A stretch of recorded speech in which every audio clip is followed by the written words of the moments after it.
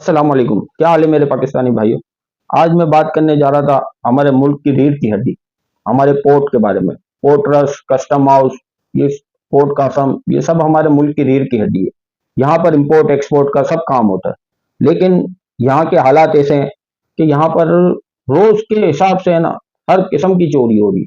और हमारे मुल्क के अंदर में कोई इस चोरी को रोकने वाला ही नहीं है, कोई निज़ाम को दुरुस्त करने वाला ही नहीं है। क्योंकि जब तक निज़ाम को दुरुस्त नहीं करेंगे, क्या होगा? वही बात है, किसी को गाली नहीं देनी। मैं एक छोटी सी मिसाल दे रहा हूँ।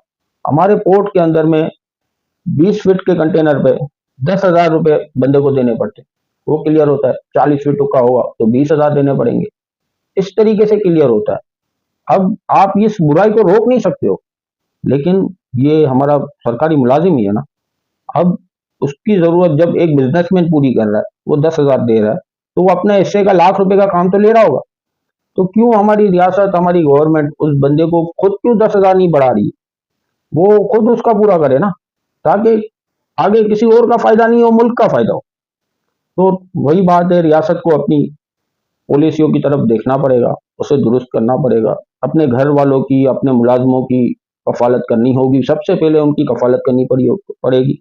उनको पूरा हर किस्म की फैसिलिटीज देनी पड़ेगी, वरना ये चोरियां हम नहीं रोक सकते। इस चोरी के बारे में कोई बात नहीं कर रहा। आज से तकरीबन 25 साल पहले 1998 में मैंने अपनी लाइफ की शुरुआत की थी। उस वक्त मैं इस काम के अंदर में मैं गया था, देखने के लिए, सीखने के लिए। मैंने वहां पर देखा कि यहाँ एक फाइल उठाकर यहाँ से वहां रखने के लिए भी वो 10 रुपए ले रहा था। लोग 10 रुपए दे भी रहे थे और बदले में हमको भी मिल रहे थे पैसे। ये काम ऐसा है।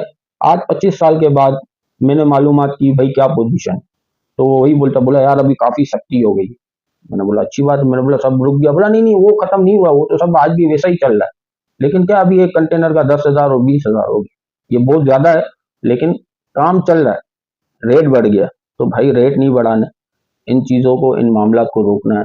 इम्पोर्टर हजरात, एक्सपोर्टर हजरात, जो भी है ना, जो भी काम हो रहा है वो आप भी ईमानदारी से करो, और गवर्नमेंट अपने लोगों को ईमानदारी से करने का मौका दे। क्योंकि भाई हर इदारे के अंदर में, हर जगह पर अच्छे लोग, बुरे लोग, दोनों किस्म के लोग होते हैं।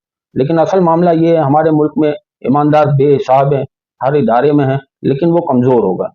वो कमजोर हो गए, उनको मजबूत तवाना हमें ही करना होगा। उनको ताकत देनी होगी, ताकि वो गलत लोगों से मुकाबला भी कर सके और अच्छाई के फवाइद भी बता सके। तो भाई हमको खुद इनका ख्याल करना पड़ेगा। अगर कोई रिश्वत लेता है तो उसको बुरा कहने का हक नहीं है। उसकी रिश्वत के असबाब आप खत्म कर दे, आप उसको लीगल तरीके से पैसे दे देना, ताकि वो करे ही नहीं। पूरी दुनिया के अंदर में रियासत के इदारे, रियासत के अंदर काम करने वालों की पूरी जो जरूरियात होती है ना, वो रियासत पूरी करती है, तभी मामला सही चलता है। अब एक बंदे की जरूरत होती है लाख रुपए की, वो 50,000 उसको मिल रहा होता है, वो क्या करेगा? गलत काम करना नहीं चाहिए। मैं किसी की सफाई नहीं दे रहा हूँ, जो गलत है वो गलत है। लेकिन गलत हो क्यों रहा है उस पर अगर हम तवज्जो देंगे ना, तो गलत होगा ही नहीं। बुराई को जड़ से खत्म करने की कोशिश करनी चाहिए, क्योंकि वही पूरी होगी, वही असर देगी। बीइंग पाकिस्तानी,